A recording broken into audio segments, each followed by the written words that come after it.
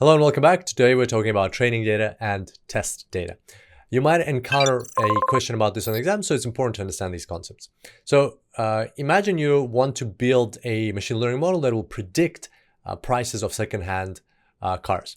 And for each car, you have information about it, such as the make and model, the age of the car, the mileage, and the condition of the car. Now you want to build a machine learning model that you'd put that information into this model, and from that it would predict the price of this car.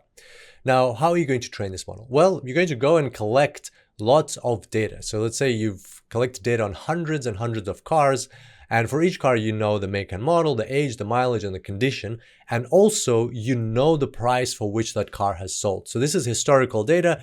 You've collected it. Now you're going to use it to train your model. So what the approach of training data versus test data dictates is that you should take roughly 20% of that data and set it aside, and only use 80% of your data for training. And the exact percentages differ based on the model and the approach, the needs, your data, and so on. But roughly a ballpark, a rule of thumb is taking 80% of your data and using that for training. So you put that through the model, you let the model train on that data, learn from that data, and eventually you get a trained model.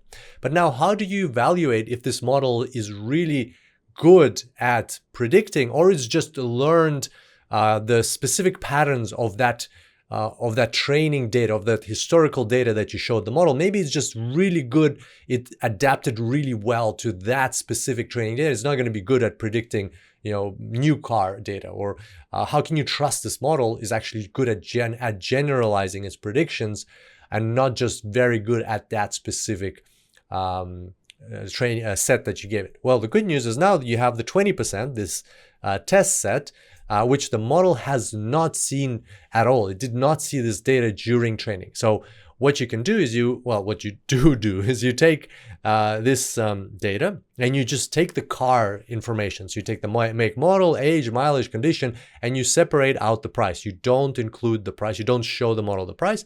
You put those cars, or that information about the cars, into the model, and you ask it to predict, hey model, what do you think the prices for these cars should be according to you? And the model predicts values for the prices. But the good news is, because this is your historical data, you actually have the actual values. So you can compare the predicted values to the actual values. And from that, you can evaluate how your model is doing with unseen data. With data it has not previously seen, is it performing as good as you would want it to, or not? If it's not performing well, then you can adjust it, change it, tweak the hyperparameters, and we'll talk more about those things later. But if you're happy with the result on that, then you can approve it, because now you know that it's been trained on certain historical data, and then it has been tested on data it did not see during training, and it did well even on that data, meaning that it generalizes its predictions well. So that's the whole concept about training and test data, and that's what it's needed for. Here's a quick summary of what we discussed. I look forward to seeing you back here next time, and until then, enjoy the cloud.